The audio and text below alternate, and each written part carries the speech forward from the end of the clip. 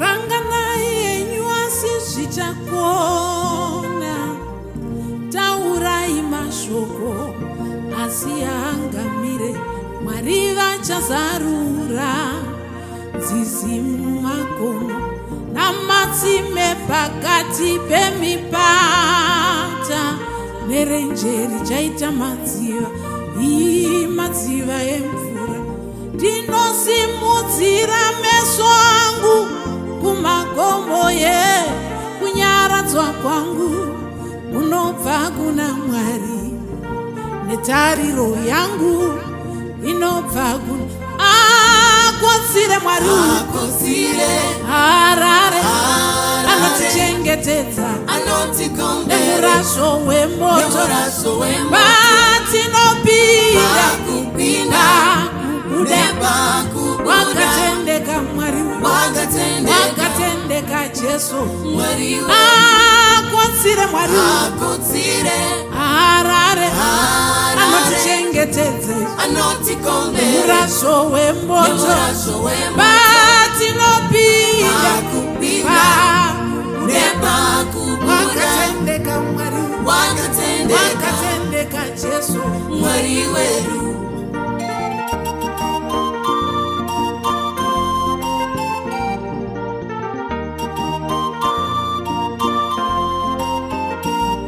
Panosimuka mhepo dzenyika ino, chikepe choda kunyura zvichirwadza, wepamwoyo waenda mudikani wandirasa, wepamwoyo waenda mudikani wandirasa, wepamwoyo waenda mudikani wandisiya.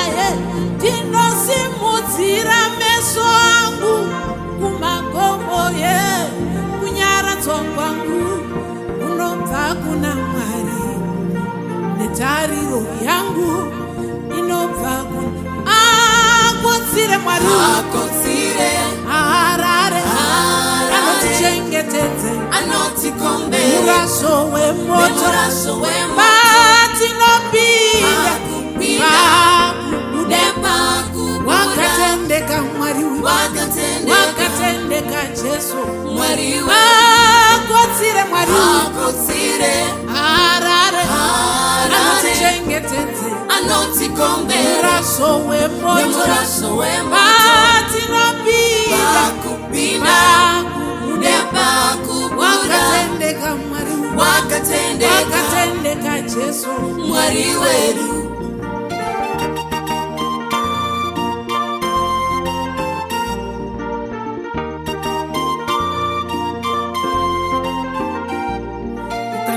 Ndichichema usavhunduke, ndina Jesu varume handisiye, shamwari yerwendo ndiye Mwari, shongwe yegore masikati, shongwe yemoto usiku.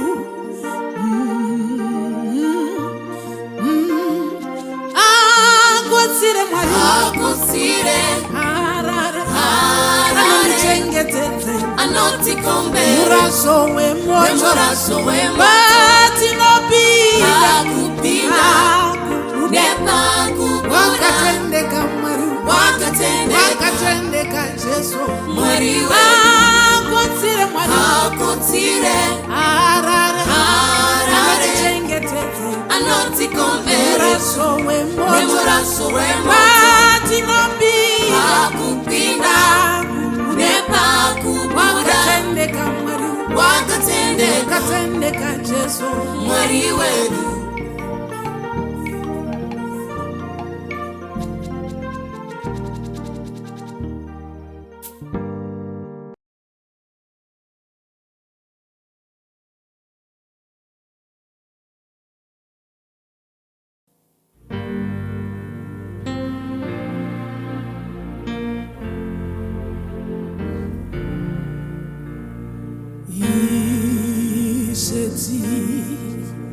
nofu kama pasi tichitsvaganya zvenyu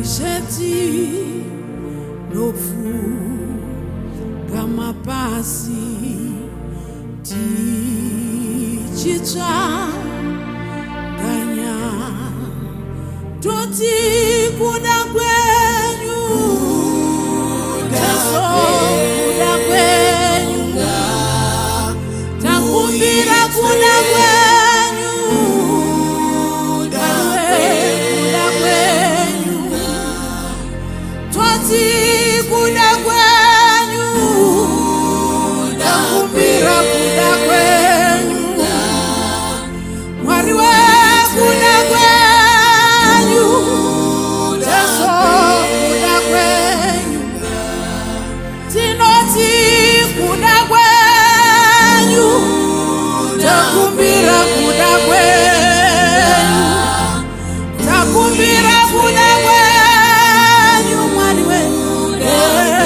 kuda kwenyu uitwe ri ara zondi zvikira ane shamwari dzandisiya Mwari we rimara zondi zvikira Jesu we